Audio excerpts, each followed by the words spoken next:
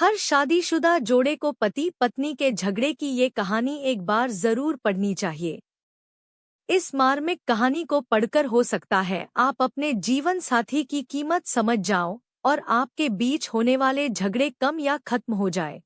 प्रज्ञा, समर्थ, यह वीडियो देखो कितना कॉमेडी है।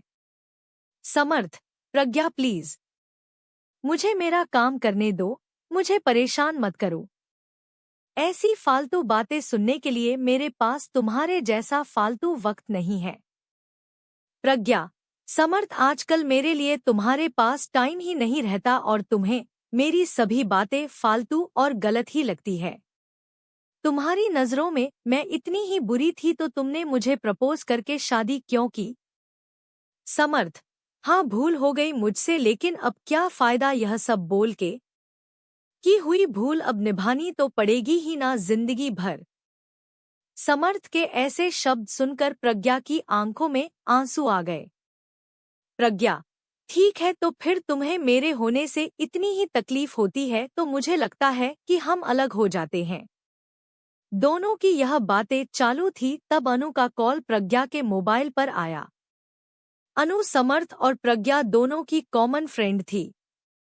प्रज्ञा अनु का कॉल उठाती है लेकिन अनु कॉल पर रो रही थी। प्रज्ञा, अरे बोल ना कुछ, क्या हुआ? आंटी की तबीयत अच्छी नहीं है क्या? अनु, माँ की तबीयत अच्छी है प्रज्ञा। ऐसा बोलकर अनु फिर से फूट फुटकर रोने लगी। प्रज्ञा, अनु तुम पहले रोना बंद करो और मुझे ठीक से बताओ आखिर क्या बात है। मुझे अभी डर लग रहा है। अनु जल्दी बताओ क्या हुआ। अनु, प्रज्ञा। प्रज्ञा, राहुल। प्रज्ञा, क्या हुआ राहुल को? अनु, प्रज्ञा, कल रात को कश्मीर में आतंकवादियों के साथ गोलीबारी में राहुल को 4 गोली लगने से राहुल शहीद हो गए। अभी अभी फोन आया, उनकी बॉडी विमान से ला रहे हैं। यह सुनकर प्रज्ञा की पैरों तले जमीन खिसक गई। प्रज्ञा, अनु। अनु, हम दोनों अभी आते हैं तुम्हारे पास, तू संभाल खुद को और आंटी को भी। हम पहुंचते हैं जल्द से जल्द उधर। ऐसा बोलकर प्रज्ञा फोन रख देती है और समर्थ को राहुल और आतंकवादियों में हुई फायरिंग और राहुल के शहीद होने की बात बताती है। समर्थ भी उसकी बातें सुनकर सुन्न हो गया, लेकिन तुरंत वह दोनों अनु के घर जाने के लिए रवाना हुए। अनु के घर पहुंचते ही दरवाजे में ही अनु प्रज्ञा के गले लगकर रोने लगी। अनु, प्रज्ञा, कल सुबह ही तो हम तीनों ने उनसे बात की थी। वीडियो कॉल पर वो कह रहे थे कि छुट्टी सेक्शन हो गई है और अगले सप्ताह वो घर आ रहे हैं। यह बातें बोलकर वह कितने खुश थे और रात को अचानक ऐसे हो गया। प्रज्ञा, संभाल खुद को, तुम्हें तकलीफ होगी, प्लीज संभाल खुद को। डोट, तू अपनी हिम्मत खो देगी तो आंटी को कौन संभालेगा?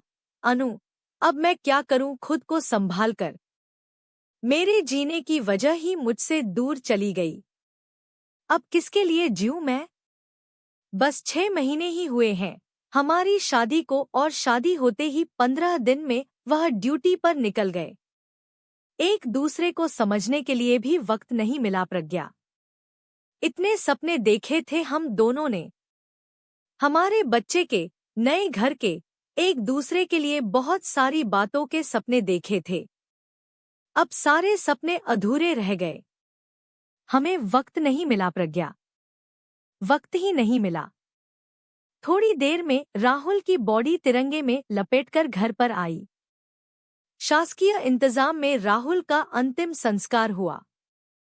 सभी विधि खत्म होने पर समर्थ और प्रज्ञा अपने घर वापस देर रात तक पहुंचे। प्रज्ञा, समर्थ, तुम खाना खाने वाले हो क्या? मुझे तो भूख नहीं है। समर्थ, नहीं, चाय बनाओ, बहुत सिर दर्द हो रहा है, कुछ समझ में नहीं आ रहा। प्रज्ञा दोनों के लिए चाय बना कर ले आती है। चाय पीने के लिए दोनों शांति से सोफे पर बैठते हैं। समर्थ, सॉरी प्रज्ञा, मैं सुबह तुम पर बहुत चिल्लाया। अरे क्या करे, वर्क फ्रॉम होम होकर भी इतना प्रेशर होता है और इस वजह से मैं इतना चिड़चिड़ा हो जाता हूँ। कि उसका गुस्सा तुम पर निकलता है। आई एम सो सॉरी प्रज्ञा। प्रज्ञा, समर्थ तुम सॉरी मत बोलो। मैं भी गलत थी। मैंने भी ज्यादा ही बोल दिया था कि हमें अलग हो जाना चाहिए। मुझे ऐसा नहीं बोलना चाहिए था। समर्थ, प्रज्ञा तुम्हारा गुस्सा भी सही है, मैं तुम्हें वक्त दे पाऊं इतनी सी तो तुम्हारी इच्छा होती है। प्रज्ञा, हाँ लेकिन मैंने भी तुम्हें समझना चाहिए था। समर्थ, तुम्हारे काम का प्रेशर ना समझते हुए मैं अपना ही गुस्सा तुम पर निकाल रही थी। समर्थ, इट्स ओके प्रज्ञा, हम दोनों ही अपनी अपनी जगह सही थे। बस हम दोनों एक दूसरे को समझ नहीं पाए। प्रज्ञा, समर्थ, अनु के वह शब्द अभी भी मेरे कानों में गूंज रहे हैं। हमें वक्त ही नहीं मिला प्रज्ञा। हम हमें मिला हुआ वक्त को कितना ग्रांटेड लेते हैं ना। समर्थ, सच में प्रज्ञा, हमें जैसे एक दूसरे के साथ रहने के लिए वक्त मिलता है वैसे हर किसी को नहीं मिलता। वह टाइम मिले इसके लिए बहुत लोग कितने प्रयास करते हैं, लेकिन कोई परिवार की जिम्मेदारी में तो कोई देश के प्रति जिम्मेदारी को निभाने में व्यस्त रहता है। और हम इस मिले हुए वक्त में क्या करते हैं, एक दूसरे की गलती निकालने की कोशिश करते रहते हैं। प्रज्ञा, सच में समर्थ, अनु और राहुल की जिंदगी देखकर समझ में आता है कि हम कितने सुखी और खुश हैं, लेकिन हमें उसकी कीमत ही नहीं पता। हम हमारे जिंदगी में छोटे छोटे दुख में उलझे रहते हैं। समर्थ, हमारा देश सुखी और प्यार से रहे इसके लिए हमारे देश के जवान अपने परिवार को छोड़कर देश की सीमा पर अपनी जान की परवाह ना करके हमारे लिए लड़ाई करता है। तभी हम यहाँ पर जाति, धर्म, पैसा, प्रेम, वक्त, ऐसी छोटी बातों पर एक दूसरे से झगड़ा करते हैं। प्रज्ञा, हाँ, चलो फिर आज से हम एक दूसरे की भावनाओं की कदर करेंगे और प्यार का सम्मान करेंगे, एक दूसरे को समझने की कोशिश करेंगे। समर्थ, हाँ, और हम ये सुनिश्चित करेंगे कि हमारे सुख और खुशी के लिए जो जवान सीमा पर लड़ते हैं, जो शहीद होते हैं, उन्हें और उनके परिवार को सुख के कुछ पल दे सके।